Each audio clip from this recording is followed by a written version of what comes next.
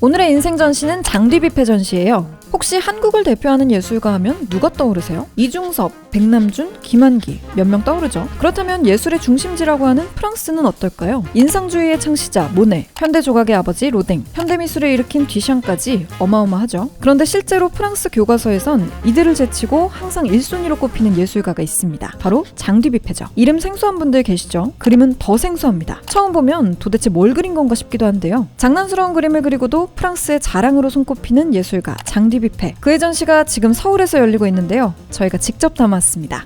먼저 이 그림입니다. 해골 같은 머리, 부러질 듯 가는 목, 평평하고 널쩍한 몸에 가는 팔까지. 좀 이상하죠? 사람을 그린 그림인데 인체 비율이 하나도 안 맞아요. 뒤뷔페의 그림은 거의 이런 식입니다. 뭔가 정상적이지 않죠? 그런데 반대로 뒤뷔페가 뛰어난 평가를 받는 이유도 바로 여기 있습니다. 틀을 깨버렸기 때문인데요. 이 그림은 1945년에 그려진 그림입니다. 뒤뷔페는 1900년대 초에 태어나 중후반에 활동한 예술가예요. 다시 말해 1, 2차 세계대전을 모두 겪었죠. 끔찍한 전쟁은 세계를 참 많이 바꿔놨어요. 전쟁 전만 하더라도 기계와 합리적인 제도가 최고의 가치라 여겨졌는데요. 막상 전쟁이 터지니까 기계나 합리성에 의해 사람들이 죽어나갔죠. 그러다 보니 제도나 합리성에 대한 사람들의 불신이 생겨나기 시작합니다. 더군다나 전쟁을 거치면서 전체적인 사회 분위기가 우울해지기도 했죠. 뒤뷔페도 이 시기 전통적인 그림을 배운 적이 있대요. 근데 6개월 만에 관둬버려요. 여기선 배울 게 없다면서 강의실을 뛰쳐나갔죠. 기존 규율에 대한 반감, 합리적인 것과 우울한 분위기에 대한 반감, 그리고 그러한 고민 끝에 틀에서 벗어난 화풍을 만들어낸 게 그가 높은 평가를 받는 이유 중 하나죠. 그리고선 이런 작품을 내놓습니다. 정리되지 않은 머리에 불확실한 형체. 독특하긴 한데 묘하게 비호감이죠. 뒤뷔페는 이렇게 본 적 없는 그림을 내놓기 시작합니다. 못생기고 다듬어지지 않은 스타일. 작가가 못생긴 그림을 통해 보여주려던 건 못생김 자체가 아니었어요. 그 속에 담긴 생명력이었죠. 뒤뷔페는 뭔가를 예쁘게 그리려고 다듬을수록 그 에너지가 죽는다고 생각했대요. 그래서 반대로 아예 못생기게 그려버립니다.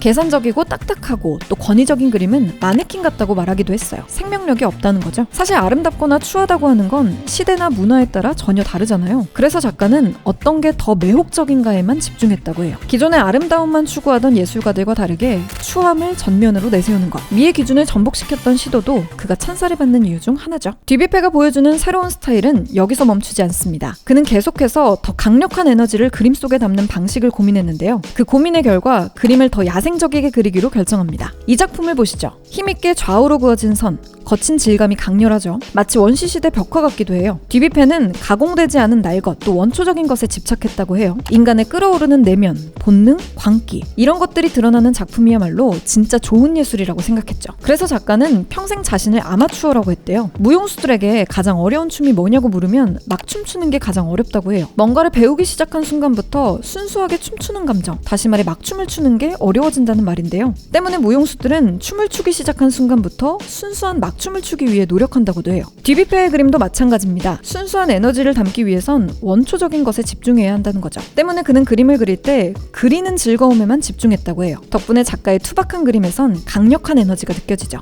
작가는 계속해서 원초적 에너지를 고민합니다. 이 그림은 우르루프 연작인데요. 세 가지 색으로만 그려진 각각의 형태는 낙서처럼 보이기도 합니다. 근데 진짜 낙서예요. 이건 작가가 통화하면서 펜으로 끄적이다 탄생한 작품인데요. 항상 순수하고 원초적인 에너지를 추구했던 작가는 즉흥적인 그림들을 즐겼다고 합니다. 실제로 이런 순수성을 발견하기 위해 그림을 안 배운 사람들, 어린이들, 때로는 길바닥에 널브러진 낙서를 발견하는 것도 즐겼대요. 즉흥적인 결정은 재료도 마찬가지인데요. 이 작품은 굉장히 특이합니다. 모래, 돌, 유리 파편들을 사용했어요. 덕분에 일반적인 작품들보다 훨씬 거친 에너지가 느껴집니다. 그냥 길을 지나다 발견한 흙바닥의 모습을 보고 영감을 받아서 작품으로 만든 건데요. 이렇게 항상 순수한 에너지를 담기 위한 그의 도전은 멈추지 않았던 거죠. 이번 전시에선 놓치면 안 될 아주 특별한 작품이 있습니다. 바로 쿠쿠바자인데요. 즉흥적 에너지가 담긴 우르루프 연작을 이용한 퍼포먼스예요. 입체가 된 드로잉은 무대 위에서 음악과 어우러져 색다른 에너지를 보여줍니다. 이번 전시에선 공연에 사용된 의상, 입체 조각은 물론이고 50여 분의 영상도 볼 수 있습니다. 또 다른 모습으로 전해지는 뒤뷔페의 에너지를 느껴보고 싶다면 꼭 관람해보세요. 또 하나 놓치면 안 될 특별한 작품은 바로 포스터입니다. 뒤뷔페는 전시와 공연을 위해 직접 포스터를 디자인하기도 했는데요. 이것도 이번 전시에서 볼 수 있어요.